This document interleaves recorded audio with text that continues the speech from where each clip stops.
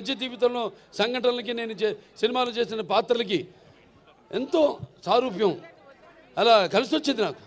నేను అన్నా లేదు ఇదే సరైన సమయం, ఎందుకంటే నాన్నగారిదేమో శత జయంతి జరుపుకున్నాం, ఆ తర్వాత నాకు వచ్చింది. ఆ తర్వాత నేను మూడోసారి ఎమ్మెల్యేగా ఎన్నికయ్యాను, ఆ తర్వాత నాకు వచ్చింది.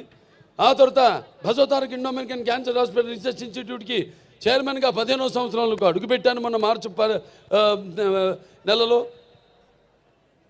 ఆ తర్వాత నాకు వచ్చింది. అలాగే 4 సినిమాలు వరుసగా హిట్లో, అఖండ కానీ లేకపోతే వీరసింహారెడ్డి కానివ్వండి, నెలకొండ భగవంత్ కేసరి కానివ్వండి, ఆ తర్వాత డాకు మహారాజు కానివ్వండి, 4 సినిమాలు హిట్ల తర్వాత దాని తర్వాత 50 సంవత్సరాలుగా హీరోగా ప్రపంచంలో ఎవడు లేడు. 50 సంవత్సరాలు హీరోగా మధ్యలో క్యారెక్టర్ ఆర్టిస్టుగా దారి మరణమో అలా జరిగిందేమో కానీ వాళ్ళ క్యారియర్లో 50 సంవత్సరాలు హీరోగా నాకు నిలబడటానికి శక్తినిచ్చిన నా తెలుగు జాతికి నా కృతజ్ఞతలు తెలియజేసుకుంటున్నాను. ఏదైనా ఇప్పుడు బాలకృష్ణ గురించి చాలా రకాలుగా మాట్లాడుకుంటారు. ఏం చూసి బాలకృష్ణకి అంత పొగరంటారు, నన్ను చూసుకునే నాకు పొదనైన పొగరంటాను. ఎవరిని చూసి అంత ధైర్యం అని అంటుంటారు నన్ను చూసి. అప్పుడు నేను అంటాను, బాబు నా ఏదైతే నిజ స్వరూపంతో అదే నన్ను ఉసుగొల్పే ఒక విప్లవంగా అడుగడుగునా నేను నడుస్తానని నేను చెప్తుంటాను. అలాగే నా రీతి ఏంటి, ఇతనికి అన్నీ తెలుసా అంటారు నన్ను చూసిన వాళ్ళందరూ. నన్ను నేను తెలుసుకునే కంటే పెద్ద విద్య లేదని ఒక సవాలుగా నిలబడతాను. నా మాట సూటిగా ఉంటుంది, నా మాట ముక్కు సూటిగా ఉంటుంది, నా వీక్షణం తీక్షణం దర్శనమిస్తుంది. అలాగే నా తీరు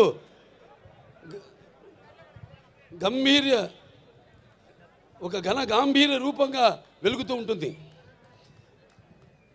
నన్ను మీరందరూ ఒక సినిమా నటుడుగానే కాదు నాకు తెలుసు, ఎందుకంటే నాలో ఉన్న ఒక మానవత్వం అయితేనేమి, నా వ్యక్తిత్వం అయితేనేమి, నాలో ఉన్న నీతి నిజాయితీ నిబద్ధత అయితేనేమి, లేకపోతే నాలో ఉన్న నిష్కల్మషం అయితేనేమి, వీటిలన్నిటితో ఇప్పుడే కాదు ఇంకా ముందు తరాలు కూడా నా అభిమానులు పుడుతూనే ఉంటారు.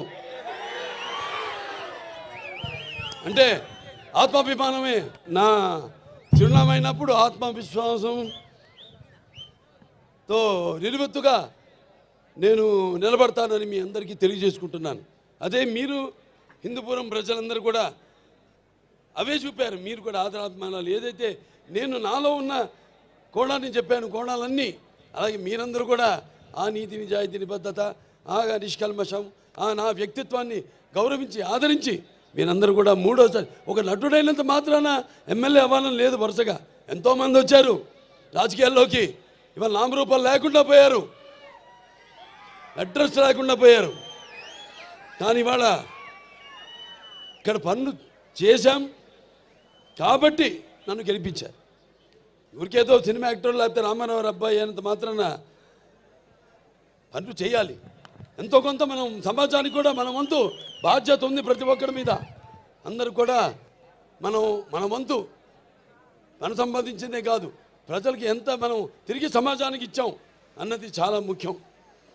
అప్పుడే మనం చరిత్రలో చిరస్థాయిగా నిలిచిపోవడం కోసం కాదు.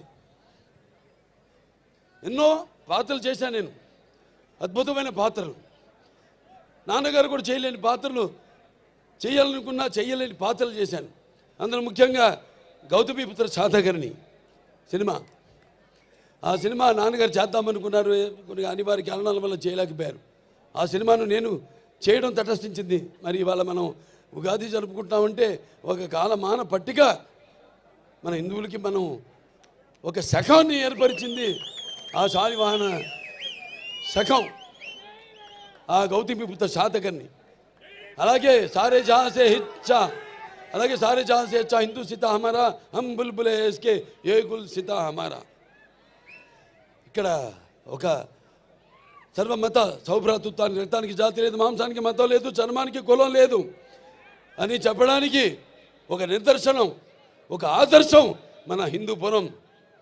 ఇక్కడ అందరూ ముస్లిం మైనారిటీలు అయితేనేమి, హిందువులు అయితేనేమి, క్రైస్తవులు అయితేనేమి, అందరూ కూడా ఒక కుటుంబ సభ్యులుగా అందరూ కూడా ఇక్కడ సమాజ స్థాపనం చేసి ఇక్కడ అందరూ ఒక మంచి చల్లటి చక్కటి ప్రశాంతమైన వాతావరణంలో మనంతా ఉంటున్నాం. అది మన హిందూపురం యొక్క గొప్పతనం.